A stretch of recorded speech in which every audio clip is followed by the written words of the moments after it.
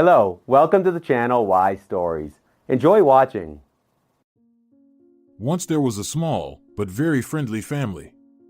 It consisted of a dad, a mom, a girl, and a boy, everything as it should be. The young parents were just over 30 years old, the daughter was 5.5, and the little boy was just 1 year old. They lived in a beautiful historical city named Fisherville, which the Fiorentina family loved dearly. That was their surname. They had lived there all their lives and did not want to move. Even during times of mass migration to the warmer south, they remained loyal to good old Fisherville, and both spouses Fiorentina had their own families in this city. Eugenia's father, who raised her, lived there, and Gilberto's beloved mother and father lived there too. Eugenia and Gilberto knew each other from school. They studied together in primary school, fell in love, even started dating, but what kind of love and relationships can there be among 10-year-olds, especially at a time when there were no phones? Fortunately or unfortunately, the paths of the little lovers diverged. Gilberto's family moved to the other end of the city, changed their apartment for a house, so to save time and money on transport, they transferred their son to another school. When Eugenia first learned about this, she was very sad and melancholy. She cried for 3 whole days. But soon she got used to it, especially since the next year she lost her mother. Years passed, and the grown-up children sometimes remembered their first love, which began and formed in the 4th grade, and used it as an example in their new relationships time after time. This continued until fate decided to intertwine their souls again. Eugenia and Gilberto finished school and then, as usual, decided to enter university.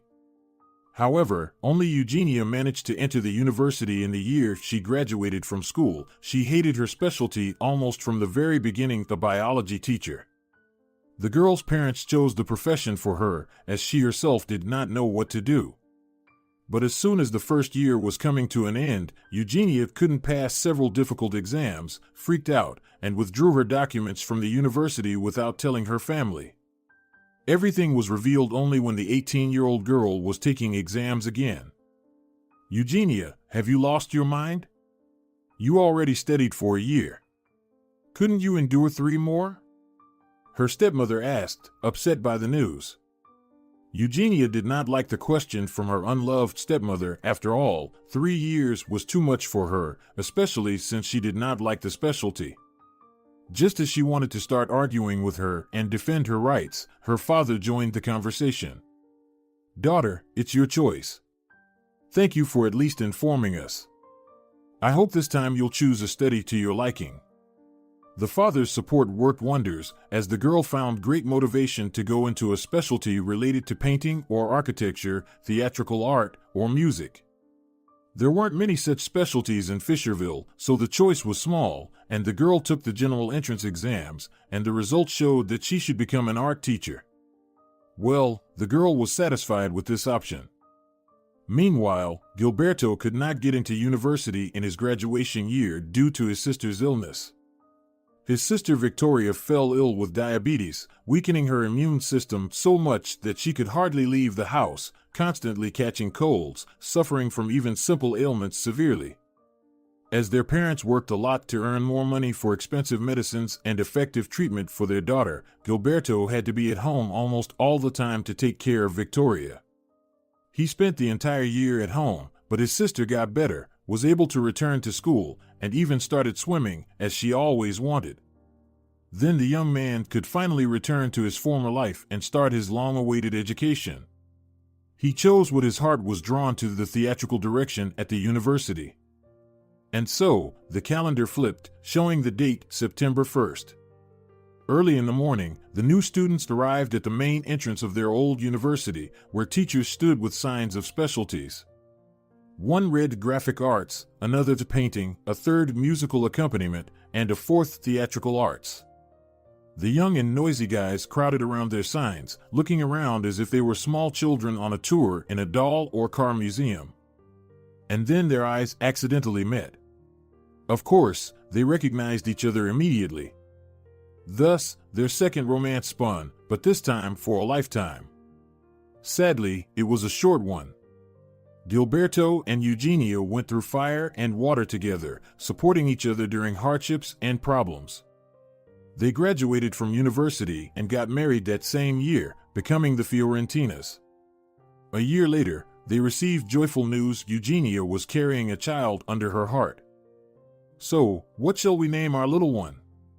"You come up with a boy's name, and I'll choose one for a girl," the girl suggested to her husband. He agreed, and then for a month, the couple thought about the name. Gilberto contemplated naming his son after his father's Constantine, while Eugenia wanted to name their daughter Libra, as doctors and a fortune teller predicted the girl would be born in October. And when October finally arrived, a miracle happened. A blue-eyed, curly light-haired girl was born. A name associated with the month didn't suit her at all, and the Fiorentinas had fallen out of love with it by the time the girl appeared. "Maybe Marisol? Her eyes are the color of deep sea, and they are shining so bright as the sun," said Gilberto, pointing at the baby wrapped in a soft pink towel. That settled it. Marisol, or Mari for short, grew up to be a smart, patient, and curious girl. She easily learned and remembered poems, loved to walk and play with neighboring children on the playground. Mari gladly went to kindergarten and to drawing classes. Of course, the girl inherited her parents' artistry and passion for creativity, both of whom worked in their profession. And then, when the little girl was just 4 years old, the parents sat her on the couch, sat next to her, and told a fairy tale. "Mari, do you know the fairy tale about the watermelon?" "Let Mom and I tell it to you," Gilberto began, stretching his legs and stroking the little girl's head. "So, there once lived a daddy watermelon. He grew happily in his garden, watching other watermelons grow nearby. And then he started paying attention and saw the most beautiful mommy watermelon. The chubby one approached her and said, 'Oh, mommy watermelon, you are so beautiful, be my wife.'" Eugenia told this fairy tale with such enthusiasm that she even started clapping her hands and laughing. Gilberto continued. "And then the mommy watermelon agreed, because the daddy watermelon was kind, sweet, and charming. Soon after their wedding, they had a daughter watermelon, and then 4 years later, they learned about a future little son watermelon." Eugenia looked disapprovingly at her husband. Apparently, the story was not meant to be so short, but he decided to cut it short. Then they both stared at Mari, and she just exhaled and said, "Mom, Dad, am I going to have a little brother?" The perceptive girl understood everything. She didn't even need fairy tales, although she really liked the story with the watermelons. "How lucky we are to have such a smart girl," the father beamed. And soon, Marisol had a little brother, Rodrigo, affectionately called Rue. The Fiorentinas lived happily as a family of 4 in Fisherville, and nothing seemed to be able to disturb their happiness. But a terrible tragedy happened. The family decided to go on a summer vacation. They packed their things, loaded them into the car, and set off. They only had to drive a mere 3 hours, but fate had other plans. In the first hour after leaving the city, the pleasant and calm weather suddenly turned awful and utterly unpredictable. A horribly strong wind blew, a downpour started, followed by hail the size of eggs. The Fiorentinas were in the middle of the highway. They couldn't even pull over or find shelter. The windshield fogged up so badly that the wipers couldn't keep up. Visibility was 0. It's no surprise that the driver lost control. Gilberto Fiorentina was driving, and he couldn't stop the car in time and crashed into the one that had stalled right in front of them. Many perished in that catastrophe, and due to the raging natural disaster, there were many more accidents. The list of the deceased was long, many were seriously injured, and only a few had minor bruises. The most unfair part was that, as soon as all these collisions and cars going off the road happened, the weather changed immediately, the clouds dispersed, the sun's rays lit up the wet fields, melted the hailstones, dried the road, and somewhere, even a faint rainbow appeared. Little girl Marisol Fiorentina lay in her child's seat, which had been thrown onto the street, looking at the blue sky and the clouds scurrying across it. A cool, but already gentle wind blew on her round face, rustling her curly hair.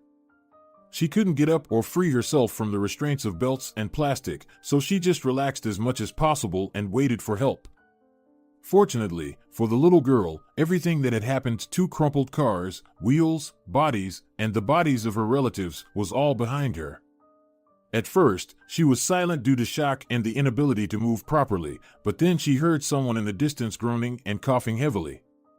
Then Mari started to scream at the top of her lungs. "Help! I'm here! Mom! Help!" Someone was approaching her, shuffling along the road and coughing into their fist, until a 35-year-old red-haired woman appeared in front of the girl. She was severely wounded in the head, tears and fear frozen in her eyes. Mechanically, the woman skillfully unbuckled the belts from the child's seat. It was immediately clear that she knew exactly what she was doing. Whispering softly under her breath, "Shoo, hold on, everything will be all right," seemingly more to reassure herself than the girl. It was only then that Mari realized she couldn't move. Her legs were limp and wouldn't obey her will. The woman tried to lift Mari, but she was too weak for such a burden, especially since the girl was already quite big and heavy. On the second attempt, the rescuer couldn't hold on and fell with Marisol right into a ditch by the road, which was nearby. The ditch was quite deep, wet, and muddy. The washed-out soil immediately dirted them. The woman passed out from the fall but was breathing quietly, and no matter how much Mari tried to shout and touch her face and body, she wouldn't wake up. The little girl couldn't move her legs, so even if she wanted to, she couldn't have escaped from this trap. She lay in that cold pit, remembering what her parents had taught her. A couple of days before the trip, they had taught their daughter how to survive in the wilderness, not to approach animals, not to eat unfamiliar berries, not to drink dirty water, not to walk near cliffs, and the like. Then it dawned on her if her father had given her a lovely pink whistle, which Mari could use in case of danger. For 2 days before the trip, the girl ran around the house, whistling into it, wearing it around her neck like her most important and only piece of jewelry.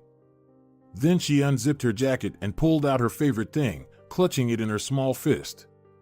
After a while, Mari started to feel sleepy. She was about to close her eyes and try to sleep, but the sound of approaching sirens changed her plans. The girl waited to hear the voices and footsteps of the rescuers, and then began to whistle with all her might.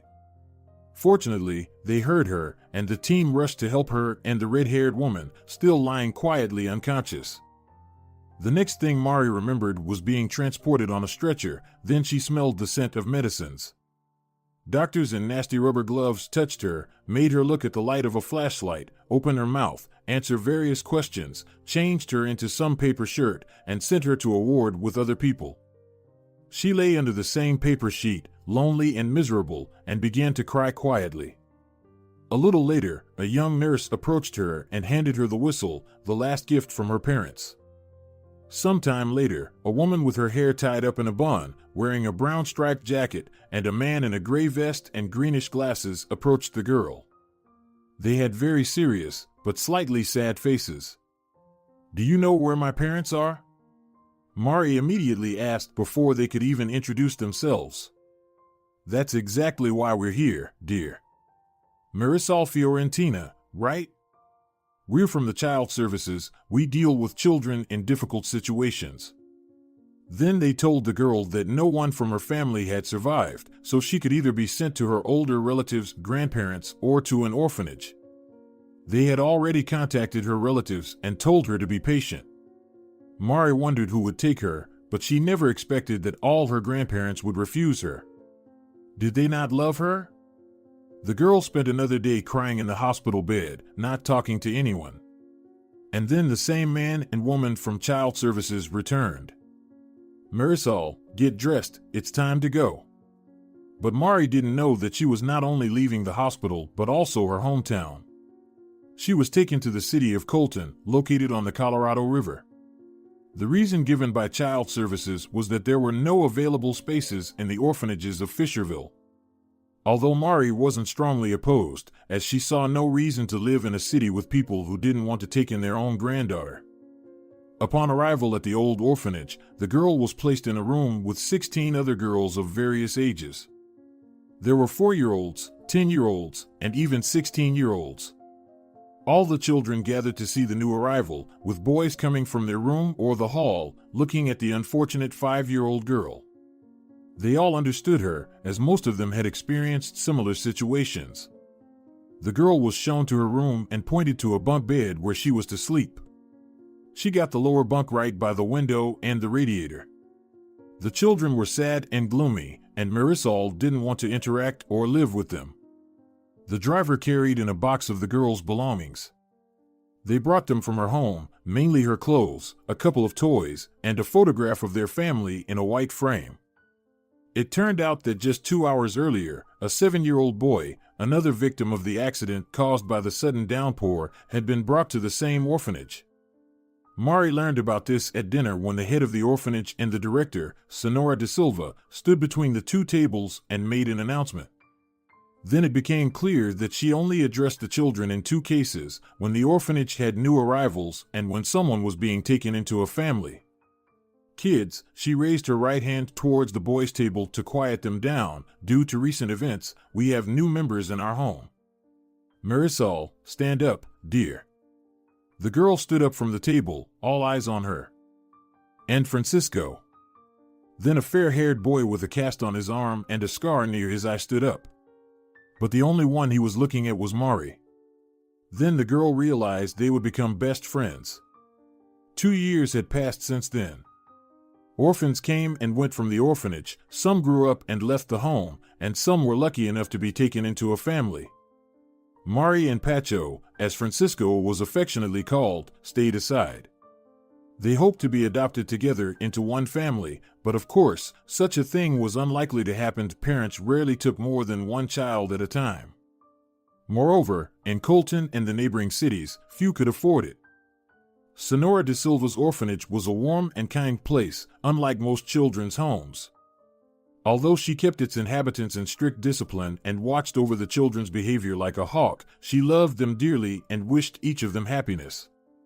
She herself had been an orphan, lived in a very unpleasant orphanage, and therefore tried hard to alleviate the heavy burden of these unfortunate children. Of course, Mari and Pacho had other friends, Kate, who was once abandoned by her mother in a shopping center, Leonardo, whose only relative, a grandmother, died of old age, and Sancho, the eldest of the gang, lost his relatives in a car accident. Sancho was a role model and mentor for the younger ones, trying to help Senora de Silva in raising the kids. He could play the guitar.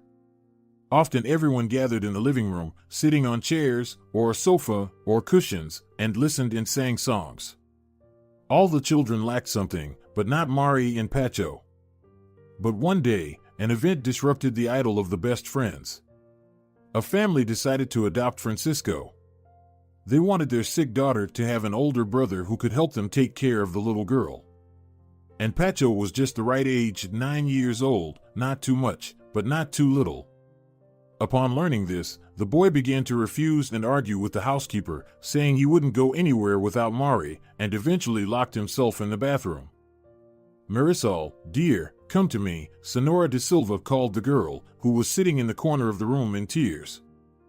Mari obeyed, and the woman hugged her tightly and gently said, Dear, I understand your feelings, but help your friend. Francisco is very lucky, a wonderful family wants to take him. He will be happy with them. Don't hold him back here, help him, tell him to leave, he will only listen to you. Mari took a few minutes to digest the information, as she was faced with a serious choice to let go of her best friend and closest person or not.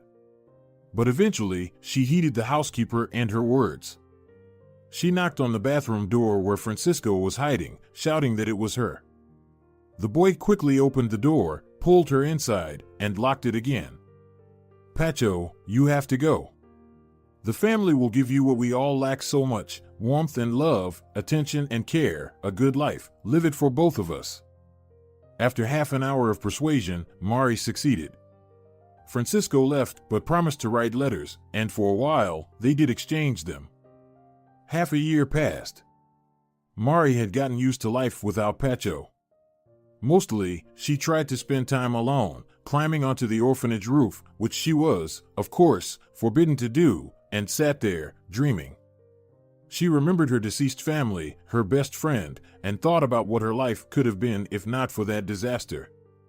At other times, Mari studied hard, participated in school science competitions when possible, and loved to play volleyball with classmates in the free section after school. Then one day, rumors spread around the house that some foreigners wanted to adopt a child specifically from their orphanage, and they specifically wanted a girl aged 7 to 10. There were not many suitable girls in the orphanage, only 3: Kate, Rita, and, of course, Marisol. Can you imagine if I get adopted and taken to someplace like England or Brazil? That would be so cool, 9-year-old Eugenia, who dreamed of it the most, said. Yeah, and you'll be Eugenia Black or Banderas, giggled the older girls, simultaneously envying these 3 chosen ones. Later it was known that the potential guardians were from France, and then all 3 wanted to be that very chosen one. In fact, all the children in the orphanage wanted to be the one chosen. That's when Mari thought that since the adoptive parents were French, she needed to learn everything about their national characteristics, culture, and art. She took all the possible encyclopedias, picture books from the school library, anything that could help her. Practically the first thing she read was the fact that the French love foreigners who know their language well, and her eyes lit up. She decided to learn French. But self-study would be very difficult for an 8-year-old schoolgirl, so she approached her English teacher after class and asked, "Senora Almanza, do you by any chance know anyone who could help me with learning French?" The curly-haired little girl's question surprised her teacher. Mari was one of the teacher's favorites because she always did her homework, listened, and behaved well in class. The woman was one of the few who believed that the girl had great potential, despite being an orphan. She replied, "Yes, Marisol, I do. It's me. I studied 2 languages at the university, and French was the second one. What kind of help do you need?" From that day on, Marisol stayed after school for additional French lessons. Within a week, the little girl could almost read without mistakes. Salut, je m'appelle Marisol. Yes, excellent. You're reading the guidebook I gave you, aren't you? Senora Almanza asked during one of the lessons. The girl nodded, meaning yes, of course. In fact, she read it at night when no one could see or know what she was studying in secret. However, if the moon didn't shine through her window, her studies immediately suffered. Her knowledge grew day by day, and her motivation to improve increased at an unstoppable pace. Then one day, one of the children overheard Senora de Silva speaking on the phone in an unknown language. Can you imagine? She was speaking some fancy, incomprehensible words. What if it's an alien language?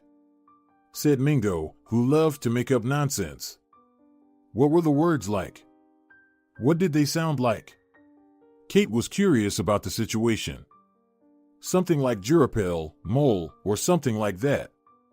I don't know, she wasn't very clear, and then she walked away. When Domingo said this, Mari's book fell from her hands and crashed to the floor. She realized it was French, which meant Senora de Silva might have been talking to that family. To prevent the other kids from suspecting anything, she theatrically waved her hands and almost shouted, "Oh my God, what a bore! Impossible to read." Her ruse worked. After all, no one in her surroundings liked to read and obviously didn't know that Treasure Island was one of the most interesting books in the world. Later that same evening, Marisol decided to go to the director and find out about the adoptive parents, whether her new skill would be a plus. But passing by her office, she heard Senora de Silva's voice. The woman was clearly not speaking Russian, so Mari involuntarily pressed her ear to the door and listened. It was French. So, Mingo was right, she thought. This is what she heard. Yes, we have a capable girl named Marisol. She learns everything quickly. Senora de Silva was talking about Mari. It seemed that luck had finally smiled at her. Just as she was about to leave, she heard a phrase that made her stop. You want her to be what? A maid? But she's only 8. All the good mood and euphoria vanished from Mari at the very moment the director mentioned the word maid. Without thinking long, the second grader ran outside to catch her breath. Mari couldn't believe that the orphanage's matron would do this to her, send her to another country to serve some haughty French people, and this in the 21st century. The girl didn't know what to do. She certainly didn't want such a fate for herself, so she climbed to her secret place, the roof, and began to think long and hard. She spent so much time in her thoughts that she almost missed dinner. But Mari knew she couldn't skip it, as she would immediately be suspected.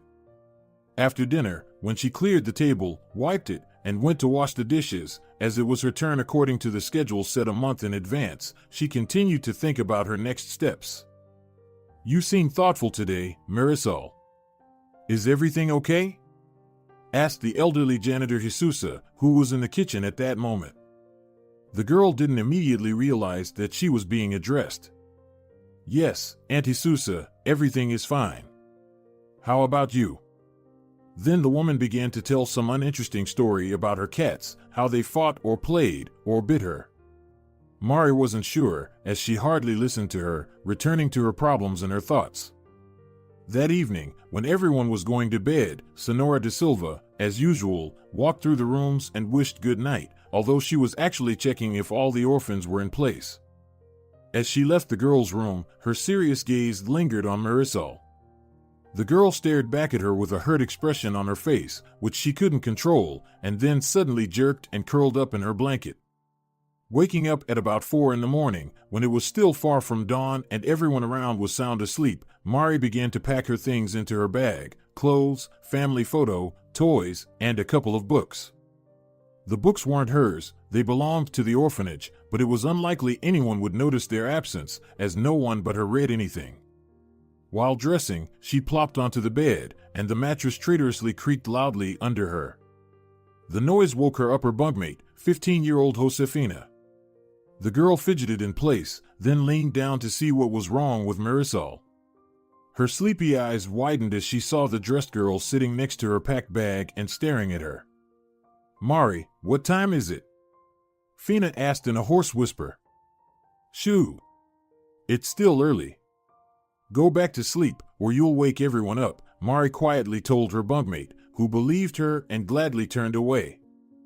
Before leaving the room where she had spent almost 3 years, Mari looked back at the girls wrapped in blankets. Memories, like film frames, flashed before her eyes, then she quietly crept past the closed boys' room, slipped into the corridors, and reached the cloakroom, where she climbed into a locker with jackets and pulled on the one she usually wore. There was a rule in the orphanage: if you outgrew old clothes, they were passed down to the younger ones, so many wore and passed on the same items over and over again. For the first time, Marisol found herself on the street at such an early hour. She didn't know it would be so unpleasant, cold, and damp. After stepping down from the porch and taking a few steps away from the house, she heard a creak from the southern side of the building. She looked in that direction and saw Senora de Silva's sleepy face in the window. The director squinted her eyes, examining the little girl, and then it dawned on her the girl was planning to run away. Her wrinkled face suddenly became animated, and she jerked to open the window, but Mari didn't hear or see what happened next, as she was already running away from the orphanage.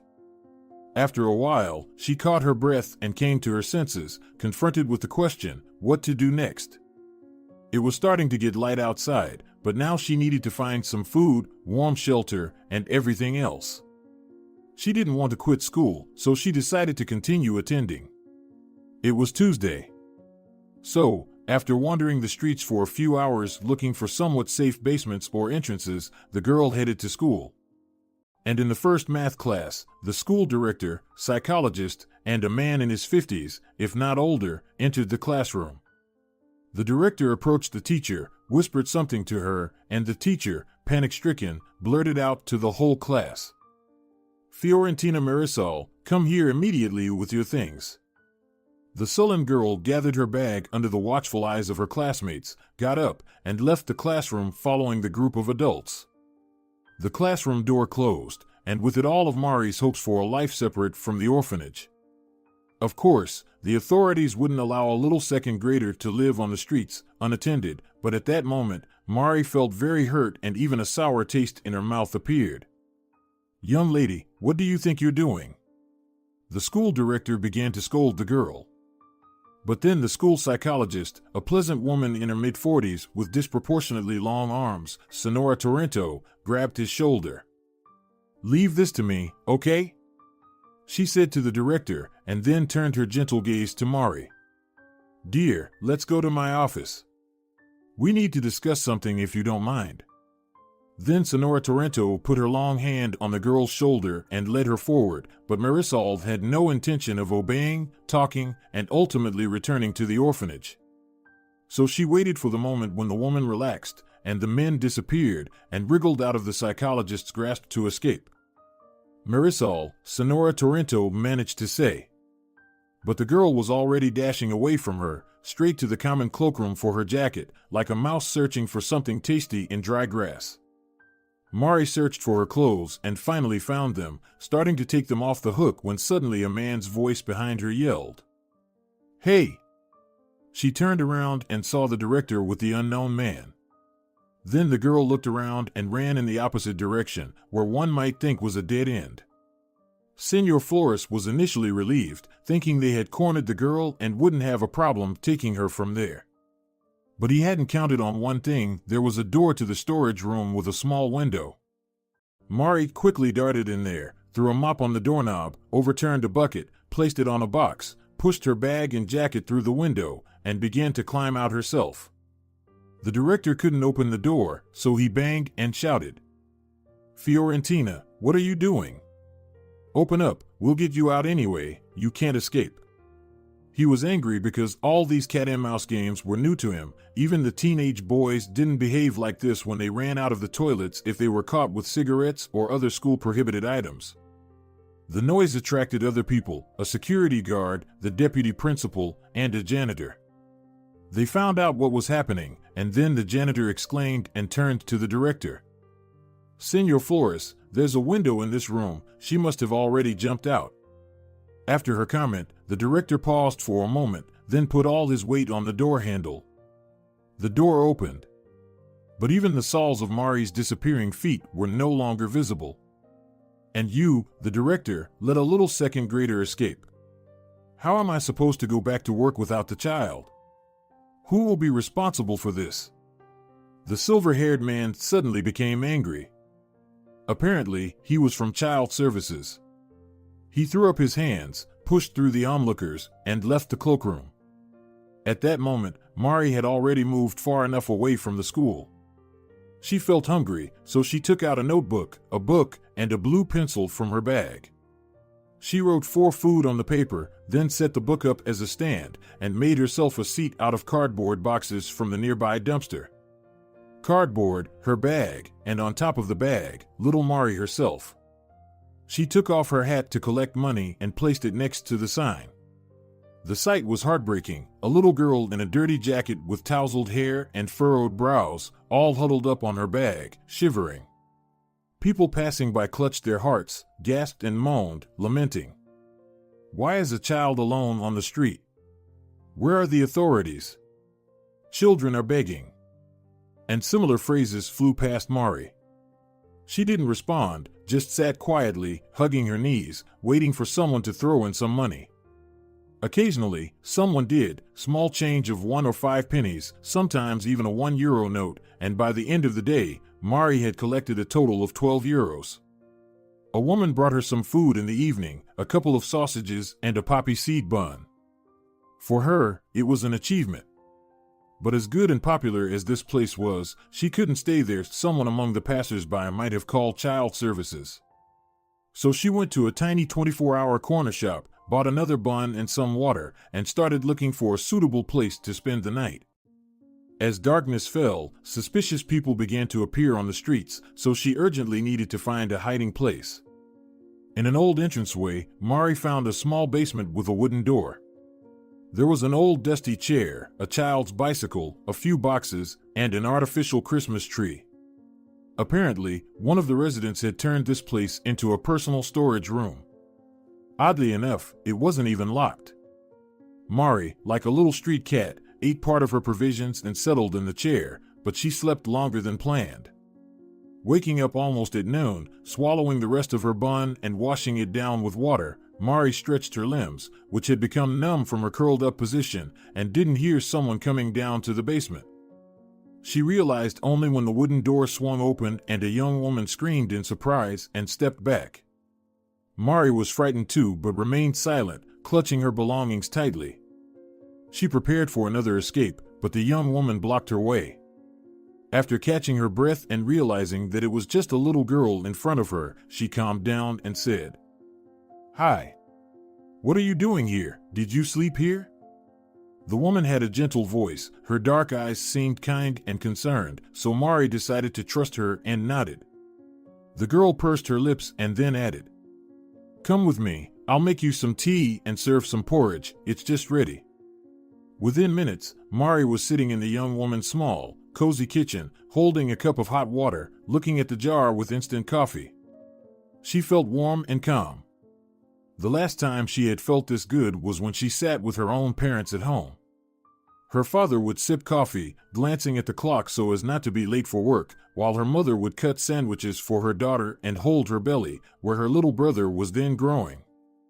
"I'm Natalie." "What's your name?" asked the apartment's owner. "Helena," Mari lied. Soon, Mari had eaten her fill of porridge, drunk her coffee, and asked to use the toilet.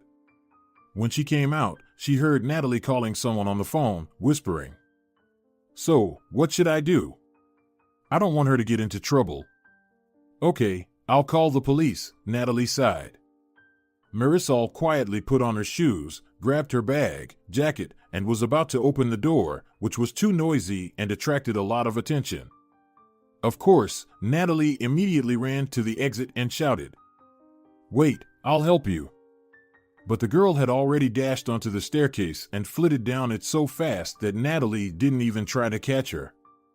And so, Mari was alone on the street again, without any options for where she could spend the next night.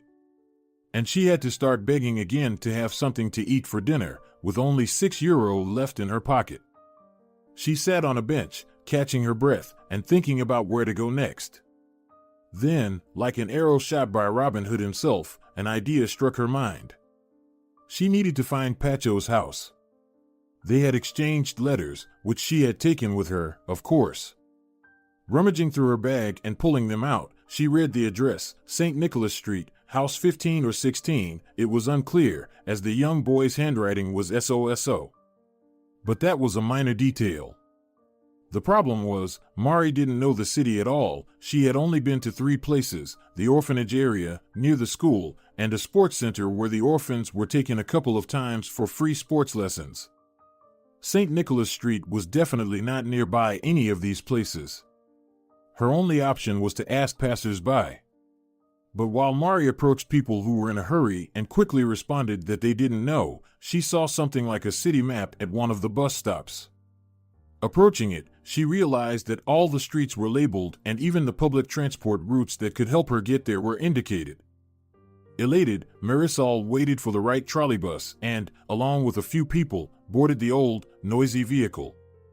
The conductor, a woman in her 50s, approached each of the new passengers, a man in a black hat with a bag, a woman with fiery red hair, and a boy about 15 years old. They, of course, paid the fare, and then the conductor reached the little Marisol, who tucked away in a corner of the trolleybus, trying to appear invisible. "Ahem, please pay the fare," the conductor cleared her throat and said. Mari initially didn't respond, pretending not to hear, but her ears, burning red, gave her away. The entire trolleybus watched this scene, waiting for the epic resolution. The conductor repeated her request and approached the little girl even closer. "Sonora, I don't have anything," Mari said in the most pitiful voice she could muster. Her sad child's eyes looked up at the woman, who had never known what to do with fare dodgers. She had thrown out drunken men refusing to pay, saving their coins for another bottle of liquor, but with children and teenagers, it was different. She usually softly persuaded them to get off at the next stop to avoid trouble, warning them about future inspections and the possibility of their parents being fined. But with Mari, she decided to do the same, albeit less forcefully. My parents are dead, Mari blurted out rather sharply and loudly when the conductor mentioned them. Many passengers heard this. Elderly women clutched their hearts or covered their mouths with a hand, forming a house shape with their eyebrows. One man immediately began rummaging in his pockets to pay for the little girl, but the conductor signaled to him that it wasn't necessary. Pretending that the girl had paid herself, she sat down and started looking out the window thoughtfully. The trolleybus returned to its usual silence and detachment, as is common in public transport. After almost half an hour, Mari got off at the right stop, glancing gratefully at the conductor before leaving. The woman blinked meaningfully, saying nothing, but it wasn't needed. The new district of Colton was interesting and quite unusual for the girl. Most of the buildings were new, and there were few trees or any vegetation on the street. The runaway approached the map at the bus stop and began to examine it, where she was and where St. Nicholas Street was. It wasn't far at all, she just needed to walk along the park, turn onto Central Street, walk a bit, and reach her destination. So Mari did, but while there, she became very thirsty. She sat on a bench and counted her remaining money. She had enough for water and even a bun. She was about to look for the nearest shop, but saw a water dispenser in the middle of the park. There, for just 5 pennies, she could press some buttons and get a cup of fresh water. Near it stood a man with a boy about 5 years old. Approaching closer, Mari could hear their conversation. "Tim, come on, hello, we've already taken water here 300 times. You press here, choose a cup, then press the water button, and put the cup here."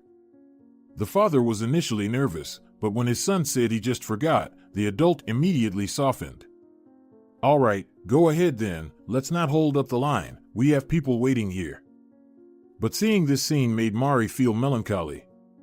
She thought, if she hadn't left the orphanage, she might have been taught by close people how to use a water dispenser. Then she snapped back to reality, remembering the director's setup and the French wanting to make her a maid. After drinking water and regaining her strength, Mari continued her journey, and within 15 minutes she reached St. Nicholas Street, lined with attractive 1- or 2-story houses. The first house she saw was number 45. This meant she had to go further to find the desired 15th or 16th house. This area was clearly affluent, well-kept lawns, clean yards, lavishly decorated houses with tall fences. The entire view reminded her of some architecture or design magazine picture she once saw in a store. The numbers decreased: 40, 32, 25, 19, 17, and when she approached number 16, she heard piercing children's laughter. Instinctively, she hid behind bushes of some bright green, leafy plant.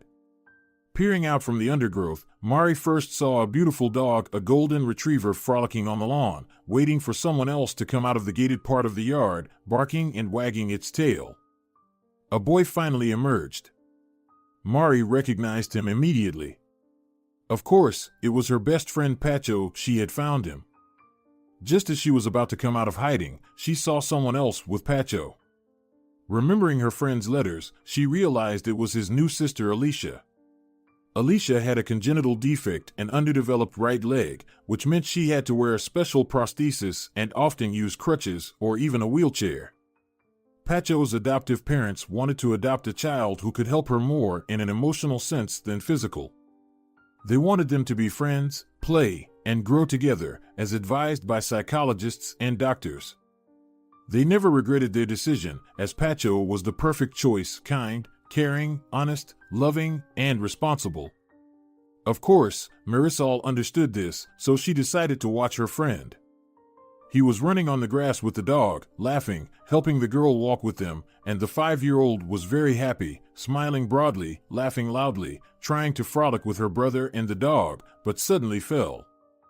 Alicia cried out and fell on the grass. Instead of picking her up and comforting her, Pacho simply lay down next to her. He stretched out his hand with his index finger pointing up. Mari immediately understood he was showing Alicia the clouds, because they used to do the same together when they lived in the orphanage. "See that small cloud? It looks like a duck," Pacho would say. "I think it looks more like a potato," Mari would respond. And the children would argue until they came to a consensus: a potato duck, an airplane bird, a floral donut, and other things. Despite seeing her best friend playing with his new sister, Mari thought about how she couldn't take him away. The little girl needed Pacho, but not as much as the sick little one did. Sighing heavily, Marisol abruptly turned to leave the house secretly and stealthily, but almost bumped into a man standing right behind her. "Oh, hello. Do you want to play with my children?" Mari recognized the man. He was Pacho's adoptive father. He and his wife had come to the orphanage to adopt him. But fortunately for her, the man didn't recognize Mari. "No, sorry, I'm leaving," she mumbled and ran away from where she had come so long and persistently. Turning back only once, she saw Alicia and Pacho hugging their father on their cozy home's territory. It seemed to Mari that Pacho looked after her, but she definitely wouldn't have stopped. A couple of hours later, Marisol sat on a boulevard, again begging for alms. There was a fair number of passers-by, but few were giving any money. This was problematic, as the girl craved something hot to eat. She felt increasingly upset about her situation, missing Pacho, her deceased family, even the orphanage. Mari wished those French people had never crossed her path. She would rather have stayed familyless, lived in the orphanage until 18, then worked or studied while living in a hostel or sharing a rental. That's how she envisioned her favorable future, having lost hope that anyone kind and pleasant like Pacho's adoptive parents would ever adopt her. Overwhelmed by these oppressive thoughts, Marisol began to get angry. And then, unexpectedly, her anger poured out in a stream of words, but in French. "Please, give something for a poor abandoned orphan's sustenance," she said, stretching out her hat to people. And this worked better than just sitting silently with a sad note. More money started coming in, even if the number of perplexed faces increased. Of course, French wasn't a common language in this country, especially not in Colton. Only children from affluent families, the so-called elite, learned it in one particular gymnasium, and into this elite, a poorly dressed orphan begging in an old hat could not possibly fit. For about 40 minutes, Mari showcased her skills and knowledge until she completely ran out of energy. She hadn't eaten for a long time, had been walking and riding around the cold city. Her throat was dry with a painful and bitter sensation, so she began packing up to go to a store for some coffee, where they pour boiling water for free. Just as she packed her things and looked up, she saw a well-dressed man with a square leather briefcase slowly walking past her. Mari decided to say something in French as a last resort, hoping he might notice her and give more money. She chose to recite a popular children's poem she had liked and memorized. Her plan worked, as the man stopped, turned, and approached the little girl. "You know French, young lady?" Quite a rarity these days, he complimented her, but didn't take out any money. To which Mari responded, "Oui," and smiled faintly. She was pleased to receive a compliment, but €1 would have been much more useful in her situation. Before Mari could move, the man continued talking to her. "What is such a talented girl doing on the street? Can I help you with something?" It was strange that an adult man with gray hair and wrinkles was addressing a second grader so formally. If it weren't for his serious face, one might think it was all a big joke. But this well-dressed man was 100% sincere. However, Mari didn't want to get involved with anyone, as she had already trusted a couple of people in the past 2 days who had immediately betrayed her. The girl shook her head and began to walk away from the polite passerby towards the stores. "Wait, young lady. Let me feed you at a cafe. There's a nice little place just around the corner.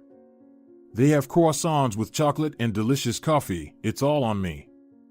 This offer enticed Marisol, so she agreed to go with him, but only for the food. The cafe was indeed very cozy and charming. This was only the second cafe she had ever been to. The first time, her parents had taken her in Fisherville, where she ate potatoes and drank juice. And now, she was having the most delicious croissant of her life, something she had only read about in books and French textbooks. The man just ordered a cup of coffee for himself. As Marisol eagerly devoured the croissant, she began to relax, and the man seized the moment to start a conversation. "My name is Philippe. And yours?" He remained as polite and pleasant as before, his questions not sounding intrusive. Marisol, but better call me Mari, the girl replied, surprised at herself for so easily and quickly revealing her real name to a stranger. Then he carefully extracted the rest of her personal information, why she was on the street, where she ran away from, where she was born, how she learned French, and so on. Marisol found it so easy to tell this man everything about herself, feeling his sincerity and simplicity. He didn't blame her, wasn't worried about her, didn't try to call the police or child services.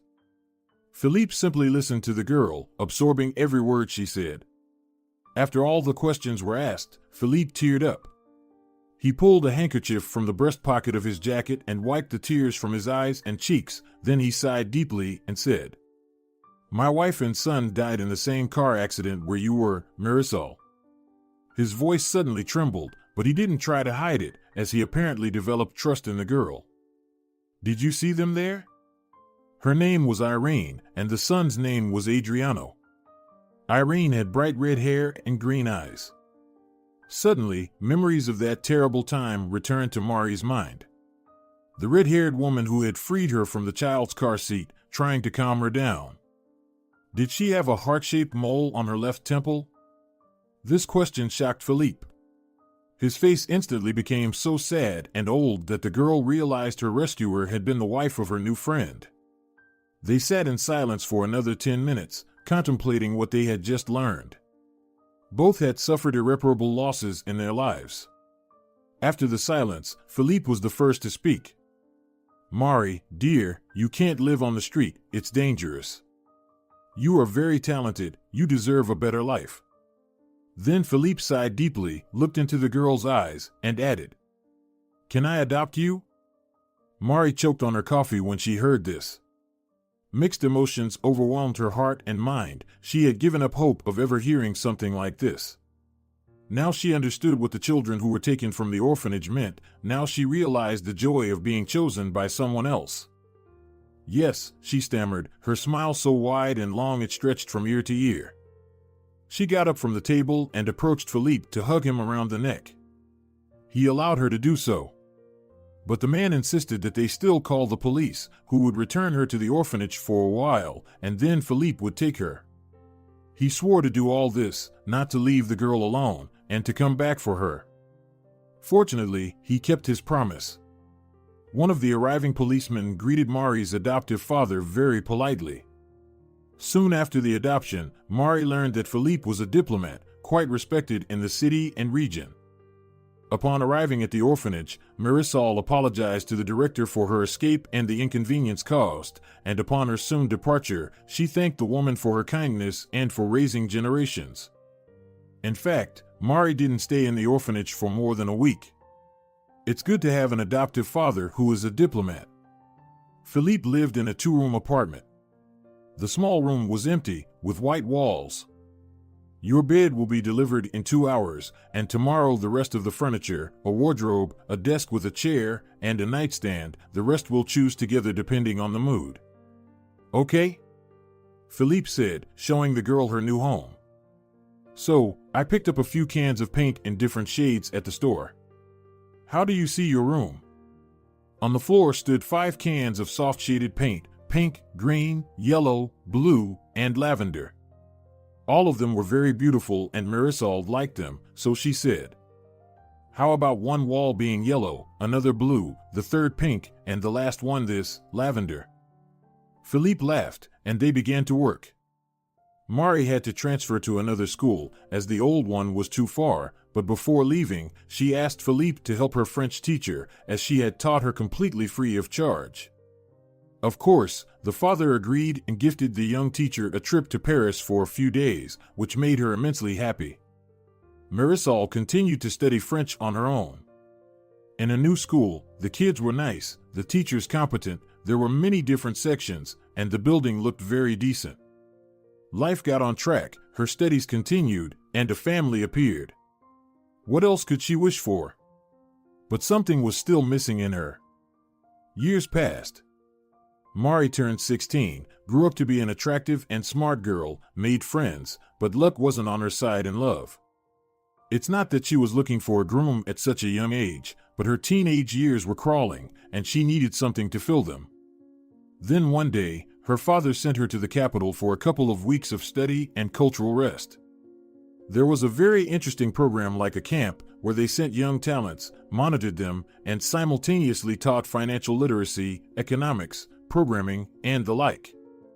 When Mari arrived in capital and the whole group finally gathered together, they did a roll call. A woman in a red neckerchief shouted the surnames and names of the children at almost the entire station, and they answered, "Here. Abdella Samira.